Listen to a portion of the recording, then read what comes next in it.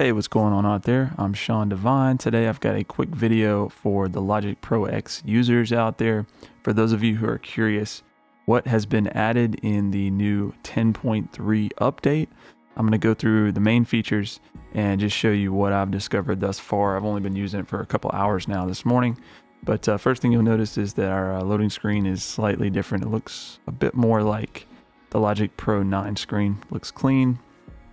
You also see that the appearance of our little loading screen at startup is a little different. It's got some transparency there.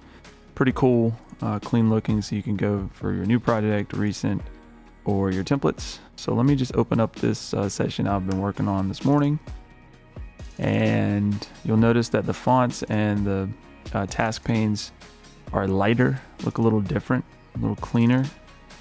And when the session loads, you're going to notice there's a lot of big differences in terms of how it looks. The interface has been totally redesigned. As you can tell, it is a lot brighter. Logic has always been really dark, or not always. Logic Pro X has always been really dark and kind of hard on the eyes. I've never been a big fan of the look of it. And so everything is just like this lighter, easier to see gray color, which this is big just because if you're using a DAW as often as I am, and you're looking at it all the time, then just having something a little bit easier on the eyes is going to be very, very welcome, as it is here. So you can go into the settings, and if you want to kind of brighten things up a little bit there, you can. I have it just kind of in the middle there, but looks a lot better. You can see that everything's become kind of more minimal looking, which again I personally like.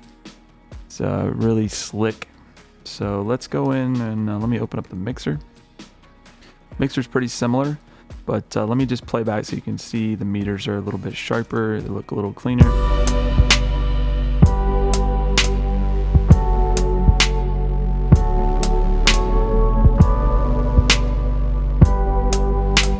One thing to talk about is there is now a 64-bit summing engine, which means that you're going to get even more headroom for your mixing sessions or whatever you're doing production-wise. It's just a better thing. They should have done this a while ago, I feel like. I think Cubase, Pro Tools, a lot of the other DAWs have had 64-bit summing for a while, but I think this is going to improve the sound quality as well as the mixing quality overall, so that's a welcome addition. Two small things up here in her little pane here. These are new. There is a vertical auto zoom, so you can just click that, and there's a horizontal auto zoom, so you can use those very quickly from just using those up there, or you can just hit Z, which is auto zoom for me in the shortcuts. But let's talk about what else is new. Big addition is a new panning mode. It's true stereo, so this is kind of similar to what you would have in Pro Tools, where you've got a little bit wider, more precise panning setup, so you can actually adjust the width of the stereo and get some really precise points. This is going to be really useful for me in mixing, just being able to have that flexibility of a true stereo pan. So let's talk about what else is new here. Oh, I really like that this is simple, but when you're in your inserts or even your instruments, when you pull up your plugin window, it has a recent section. So it shows all of the plugins that I've pulled up recently, which for mixing, this is very useful. If I've been using a compressor throughout the session, or maybe I've been doing a lot of EQing on the same thing, I just think that's really useful.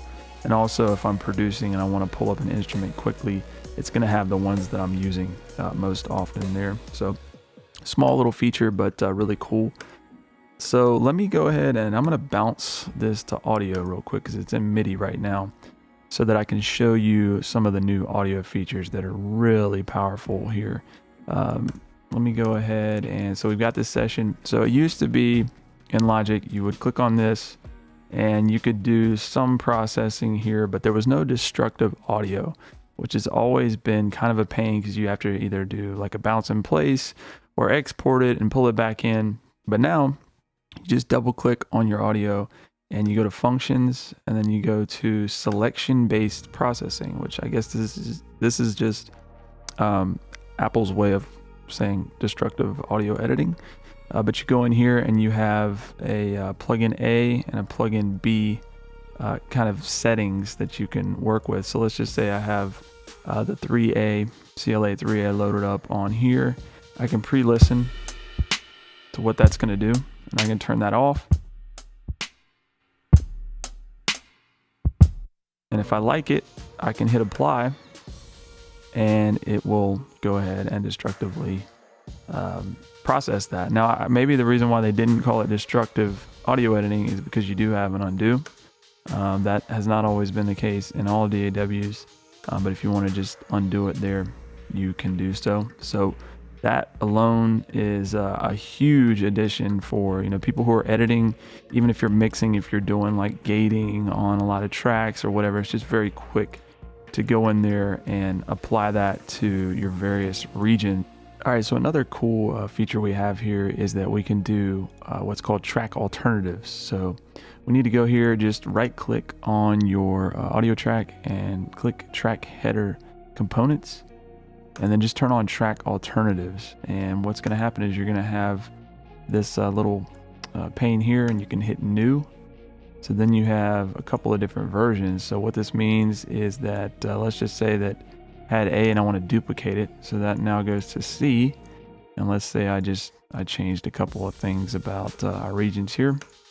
You can always go back to A and it's there. So this is really useful if you're doing different vocal tracks maybe, or just different versions of some audio that you've edited. Really cool, quick feature, kind of a similar thing to like a track stack or a comp, but just again, a convenient way of having some alternatives there.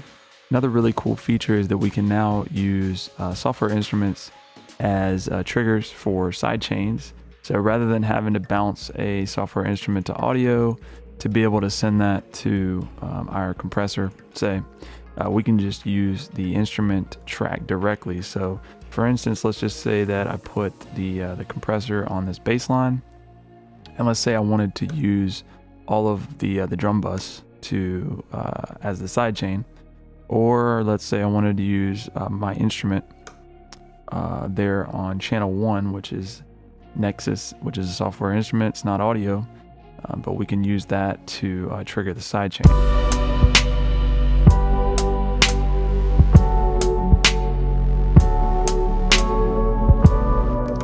So just a really convenient thing, save you some time, allow you to use whatever you prefer for your side chaining.